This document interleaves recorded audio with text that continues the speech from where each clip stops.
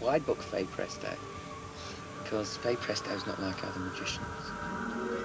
The magic world of Fay Presto. Glitz, glamour and showbiz sparkle. But behind the illusion... I had to overcome a certain genetic handicap. It was fairly easy once we'd got over the shock. Hugely popular on the party circuit. Why can't I switch on television and see her? She's fantastic. But is mainstream success denied because she's a transsexual? 40-minute spellbinding story of Fay Presto, Tuesday at 9:45 on BBC2. I put a spell on you.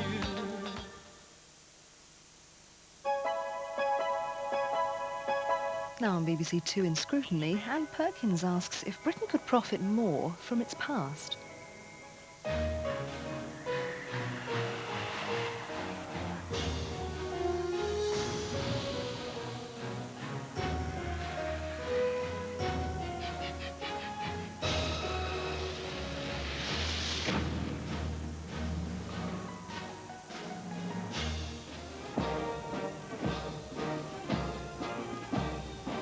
Money spent on heritage is actually an investment. It's not a subsidy handout from the taxpayer.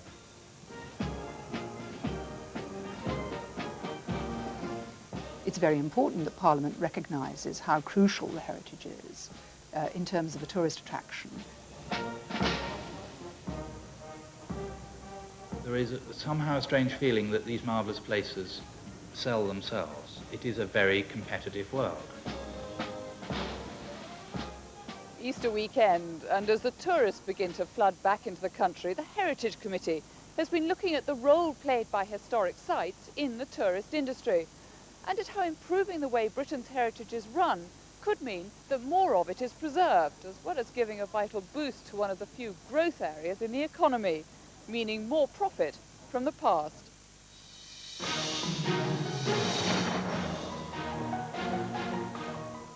Hampton Court is one of the hundreds of reasons tourists give for coming to Britain. Well, we've always been interested in English history and we just wanted to come and take a look at it. Well, I'm quite fond of history, and then, you know, as an Anglomaniac you couldn't tell, could you? I mean, it's just marvellous to be here. Whatever it is they write home about, while they're here, they spend. In 1992, foreign visitors spent £8 billion, or a third of Britain's invisible export earnings. Domestic visitors spent even more, £15 billion, on overnight and day trips. Altogether, tourism accounts for more than £23 billion, a sizable chunk of the economy and a growing one. We're not selling seaside and sunshine holidays. What we're selling is the history and the traditions and the heritage of Britain. About 69 or 70% of all overseas visitors say the main reason that they're coming to this country is to actually see something of the history and enjoy the heritage. So it's absolutely vital. Within spitting distance of Nelson's Column, the Department of National Heritage is where the buck stops for most of England's historic sites. Its total budget for heritage is just £193 million. More than half of it, £100 million, goes to one body, English Heritage. The rest is divided up between a dozen other quangos and agencies which run historic buildings and museums. Confused? So was the committee as it set about its inquiry. The chairman confessed this week that its remit had moved from being about English heritage to tourism to heritage at large and then maritime history. What we ended up with is what we hope to be a reasonably comprehensive inquiry into heritage policy and its relationship to the promotion of tourism. Stonehenge is the epitome of the link between heritage and tourism. Nearly 750,000 came here last year, but an awful lot of them didn't enjoy it. The visitor to this, one of Britain's handful of World Heritage sites, has first to walk through a dreary concrete underpass under the main Devizes Road, and then out onto the windswept Salisbury Plain, where they're strictly marshalled behind ropes and left to straggle round the great stones. An English Heritage survey found that nearly a third were deeply dissatisfied. Well, I think it would be better when you have some more information, perhaps a video or something like this, so you have to imagine what it was before and then you see the rest and know, okay, fine. I think there could be more preparation before you start in there to see what they are and understand a little bit more about it. It would be better to actually read about it beforehand and then understand it and go out. Some more information boards or even an audio-visual presentation would have been appreciated. The chairman of English Heritage, Justin Stevens, in an impassioned outburst to the committee, called Improving Stonehenge his great campaign. English Heritage cannot accept that an ancient monument of this importance, over 4,000 years old, the most famous prehistoric site in the world, the most extraordinary clue to our past, can continue to be presented in this way. After months of consultation, English Heritage had come up with plans for a proper visitors' centre, a restaurant and better access. Simultaneously, the Department of Transport announced a road widening scheme. Stonehenge is a bottleneck, and the Department of Transport don't like bottlenecks, and so they're going to build. They don't mind about the heritage. They have not given the money to mind about the heritage. They're given X amount per mile, and that's the way they're going to do it. So we take on the Department of Transport. This road will destroy heritage as a site. It's already disgustingly badly presented. This will absolutely destroy it. Not only make it unviewable, but it will actually, the vibration and trouble and exhaust and everything will damage the stones. It would be seen as absolute desecration by anyone who cares about the heritage. So we've come up with a plan for a tunnel underneath. And everyone's saying, we can't afford a tunnel. The road battle is now in full cry. Last week, English Heritage announced a summer conference on their proposals for a tunnel. For Justin Stevens, the battle has wider implications. This is the kind of battle that whenever we start to save something or improve something, and we're at it the whole time, that we run into. I think the Battle of Stonehenge will actually smoke out from government whether they are actually prepared to make a single exception to the Treasury-related transport rules in this case. And if they're not in this case, what case will they do so? But even without the road crisis, English Heritage's plans for the site look little more than pipe dreams. It may get the lion's share of government spending and another £15 million from visitors, but with more than 400 sites, it can't afford to spend millions on just one. Yet English Heritage didn't complain about funding, which mystified the committee, who from the beginning were convinced that Heritage's contribution to tourism was underfunded. You still see yourself entirely, those visitors entirely in terms of the income that they generate for you.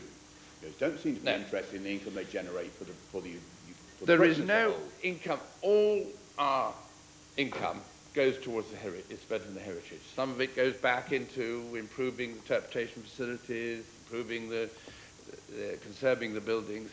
All the income comes back. It doesn't go. When you say for you, it's as if somebody is making money out of English Heritage. And I tell you, nobody. Certainly not the staff. But the people in the area in which these places are make money. The country makes money out of the heritage. Yes. That's the point I'm making. Yes, but it doesn't go to us. No, but I mean, but the point is, the more money we have, the better we can do for the heritage. And one of our major tasks is actually improving the facilities for visitors. This week, 2 committee members look back on the development of their views. First on English Heritage. They have too little money to deal with an enormous problem. And as a result, when they come to something like Stonehenge, they're trying to spread their money over a very wide area, over large numbers of sites, as well as giving grants, of course, to other organisations. And as a result, they don't have the money to spend on a major site like Stonehenge to develop it in the way that they ought to develop it. We shouldn't regard money that is spent on heritage as being money down the drain. It is an investment which is bringing a greater and greater return to this country in terms of foreign exchange earned. As the inquiry got underway, the committee became increasingly preoccupied with the question, what is heritage? Not, it rapidly emerged, ships, at least as far as funding's concerned. Nelson's flagship Victory is one of 3 ships of unique importance at the historic naval dockyard in Portsmouth. Victory, though now set in concrete, is still part of the British fleet and paid for out of the vast Ministry of Defence budget. But a few hundred yards away, HMS Warrior lies, the first and only surviving ironclad. She was salvaged and restored only by the determined efforts of a tiny group of people. She's now a successful commercial venture, but not successful enough for the £200,000 overhaul now due. And the Mary Rose, the extraordinary hulk of a Tudor warship recovered from the seabed, is equally in need not of grants to help to underwrite running costs, but money for conservation. If she doesn't get it, she can't survive. We need the best part of £750,000 to equip these new viewing galleries which you see here. These are to permit the public to continue to view the ship while we go through the active conservation process to conserve the ship's timbers over the next 25 years. It's been the same all along in the whole history of trying to salvage and then restore the Mary Rose. Yes, somehow we've always succeeded, but it costs £1 million a year just to run the Mary Rose, its day-to-day operation. But when we need capital improvements, such as now, and these must go forward, then of course we're scratching around, as we are now. Apart from sponsorship, the only source of such cash is the National Heritage Memorial Fund, specially established to give one-off grants. Until recently, English Heritage contributed, but no longer. One MP quoted to Jocelyn Stevens from his own letter announcing his decision to stop funding. I share the thinking that historic ships are a comparatively neglected area of the country's heritage. Well, I would go further than that and say that we're in a parlour state, and if we're not careful, we're not going to have any national heritage as regards our capital ships. We really weren't playing a very large part in ship conservation. We'd ever funded part conservation for 4 ships. And we felt that two things. We didn't actually have the necessary expertise to fund ships. We're very proud of our expertise in the area of ancient monuments and historic buildings. We know very little about ships. We know very little about transport. And so that was one reason why we thought that we could and must pull out of that area. And the other reason was that we feel that ships would be better funded in another way, not only by people who knew about them, but probably in a rather like museums are funded. They are, in a way, mobile objects. They're much more, they're rather different from the buildings and monuments we're used to.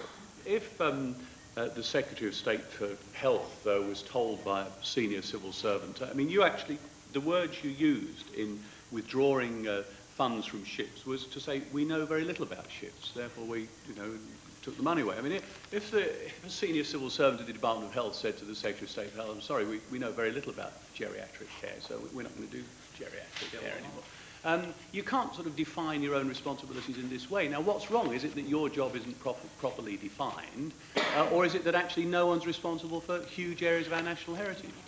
I don't think we ever, I mean, I find it, the funding of ships outside the duties as included in the Act as a start. I mean, I'm not sure quite how we, having been given responsibility for ancient monuments and historic buildings, ever gave any money to ships.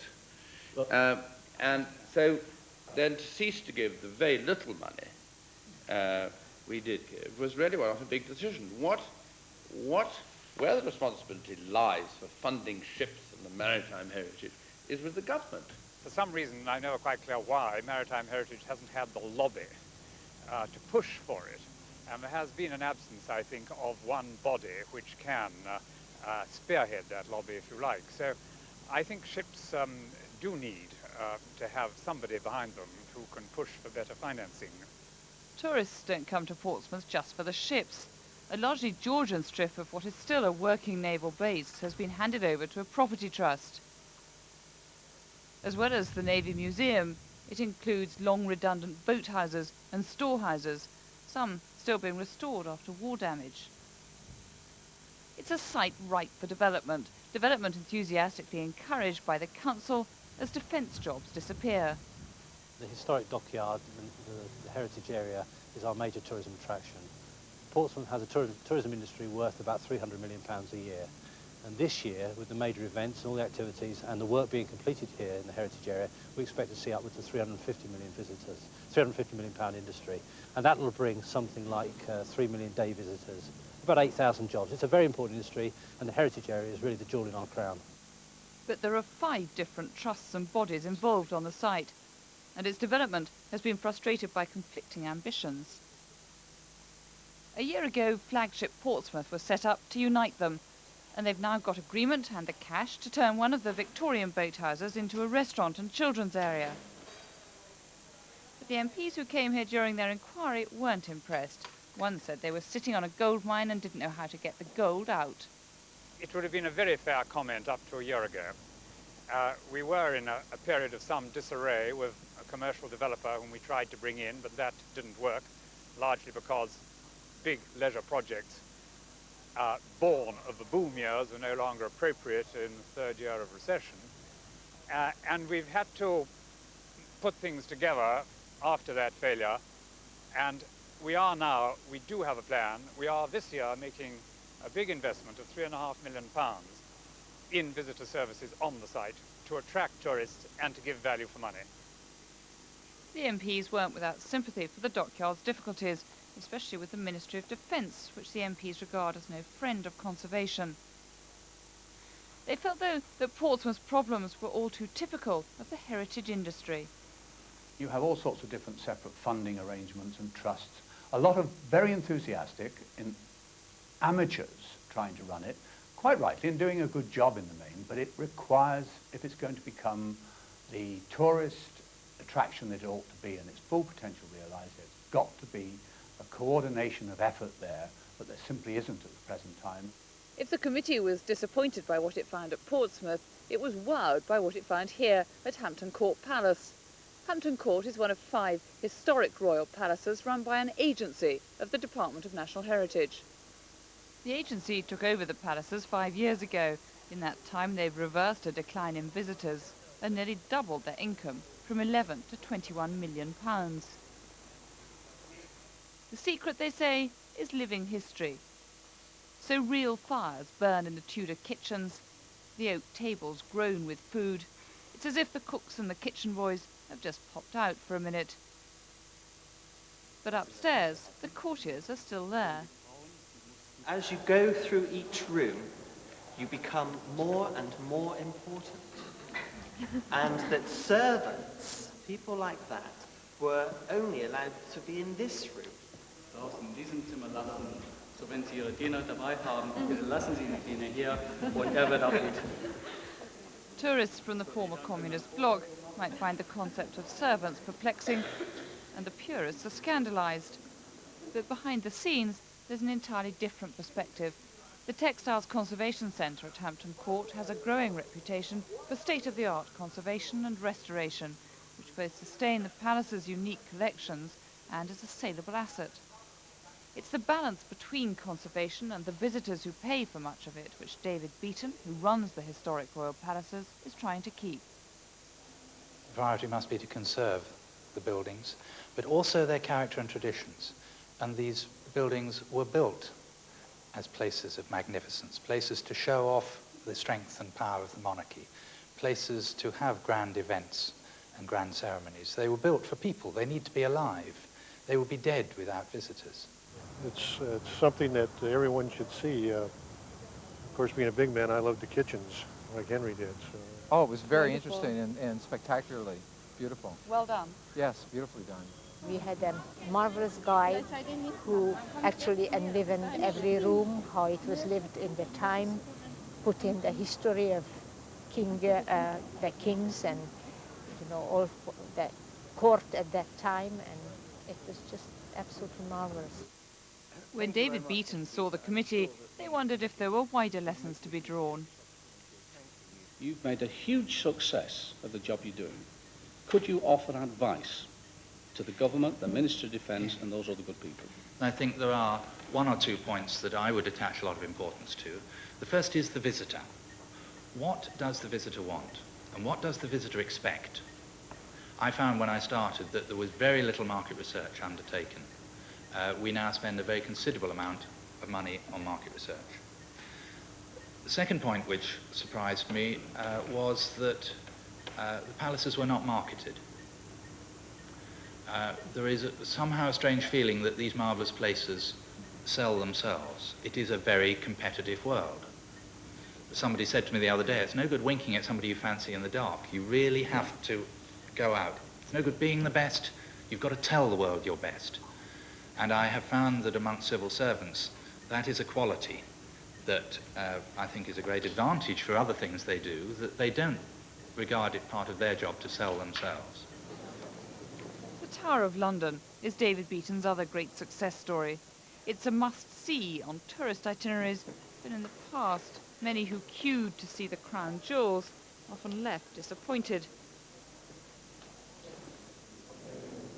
But 10 days ago, the Queen opened the new multi-million-pound jewel house, designed to accommodate more visitors and to let them get closer to the jewels. The committee wondered if, whatever his purist critics might say, and despite the evidence to the contrary, Mr. Beaton was putting enough stress on getting the crowds in. Could you get more visitors through if requested without? I mean, are you sure you've got the balance right? The Tower of London did reach, in the mid-70s, did reach 3 million visitors. And damage was being done. And now it is, it fell to below 2 million. Now it is about 2.3 million. And I would be very alarmed indeed if it went up to 3 million. More so, I think, for the quality of the visitor's experience. Would you agree that another aspect of marketing selling, particularly related to the Tower of London, and would you agree with this? Queues reflect poor management. We have asked ourselves very seriously how to manage the queue, which is probably the worst queue of any visitor attraction in this country. And one point that's been made to us in a number of the major visitor attractions throughout the world that we visited to draw experience from, Disneyland, for example, to my surprise, they said, for goodness sake, do not get rid completely of your queues. That is what raises the sense of anticipation in the visitor, that there is something worth going to see. If they can just walk in and nobody else is apparently there, they will be disappointed. There is a psychology to it that one needs to keep in mind. The Historic Royal Palaces Agency answers directly to the Department of National Heritage. It's relatively generously funded. But when the Secretary of State came before them, the committee began by querying his budget and the link between heritage and tourism. Doesn't this really emphasise the point, however, that you see the money that your department spends on heritage as taxpayers' money being spent on conservation, rather than as investment in the tourist industry to bring in large sums of money into this country? My department has a budget of, just as I said in my opening statement, of just under £1 billion. There is very little in that budget which is not, in fact, supportive of the tourist industry. In other words, what we spend the money on are things which tourists see, enjoy, come to see, look at, experience. So in that respect, the whole of the department's activities is in support of the tourist industry, and the tourist industry is good enough to say that they recognise that, and we know why people come. On the other hand, it is not the function of that £1 billion of spending to be purely tourist-oriented. There are things which are worth keeping for their own sake, and that would apply just as much to the performing arts as it does to the heritage. It is not purely because people wish to come and see them from the United States that we should keep them in being. Then they raised the fate of historic ships. What they're worried about is big, long-term expenses, preservation of a kind that has to be done once every 10 years or so, rather like the Warrior being in dry dock at the moment. Are you please able to throw any light on how this once in a while heavy expenditure can be met for the preservation of 20th century warships?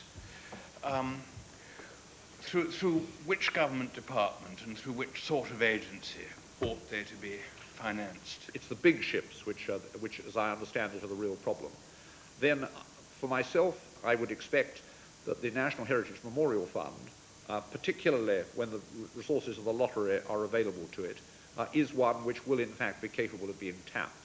And I say that dispassionately for the particular reason that the ships haven't been getting any public money previously, or they've been getting public money in what have seemed to be rather modest amounts.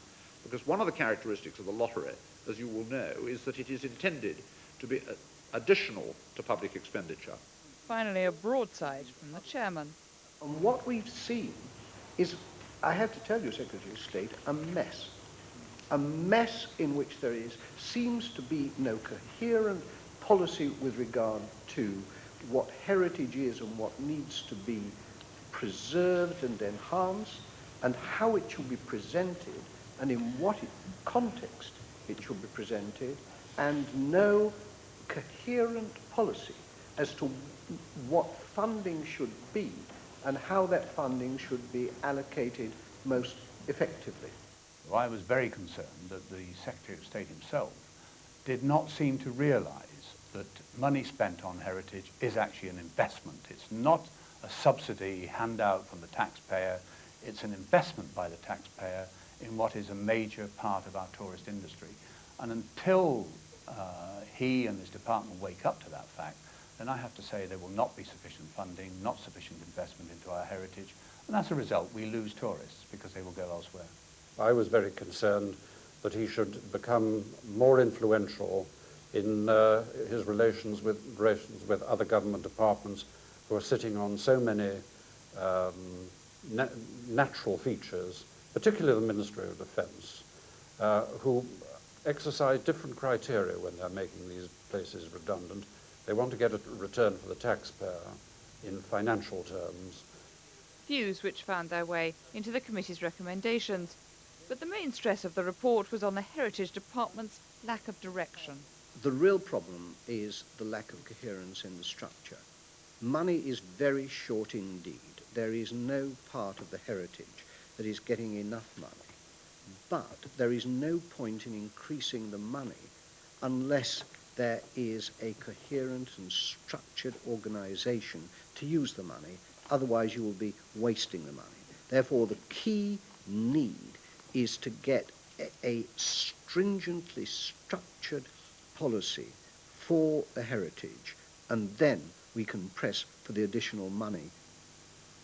So what do the people who gave evidence to the inquiry, like English Heritage, make of the report?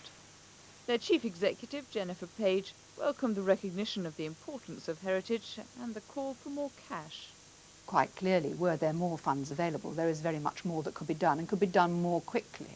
I mean, we ourselves, for example, have to ration the amount of money that we can spend on developing and improving visitor facilities at our sites, because we still have a large backlog which we inherited from the government of major conservation work which has to be done on our properties. And it's going to take us to the end of the century in order to eradicate that backlog. What do you make of the report as a whole? Well, we welcome it very warmly for that central reason that they have underscored the importance of maritime heritage and the fact that it has not had as much as they felt it should have had. I think some of the recommendations might have gone a bit further, particularly in actually picking up some of the specific ideas that might be done to actually help tourism and the heritage to develop the potential that we've got there. Privately, some of the heritage professionals were less than complimentary about the report. A statement of the blindingly obvious, said one. It's now on the Heritage Secretary's desk and he's expected to reply before the tourist season peaks this summer.